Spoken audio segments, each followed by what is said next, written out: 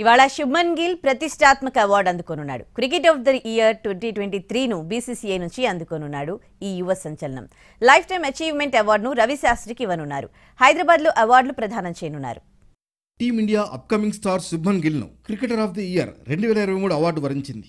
వన్డేల్లో గతేడాదంతా అద్భుతమైన ప్రదర్శన చేశాడు గిల్.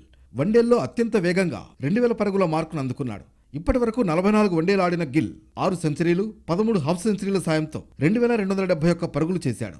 20 టెస్టులు ఆడిన గిల్ 2 సెంచరీలు 4 అర్ధ సెంచరీలతో 1040 పరుగులు చేశాడు. టీ20లో మాత్రం ఈ యువ స్టార్ రాణించడం లేదు. హైదరాబాద్లో జరిగే అవార్డుల ప్రదానోత్సవ కార్యక్రమానికి టీమిండియా క్రికెటర్లతో పాటు ఇంగ్లాండ్ ఆటగాళ్లు కూడా హాజరయ్యే అవకాశం ఉంది. టీమిండియా మాజీ head coach Ravi Shastri life time achievement award అందుకోనున్నాడు.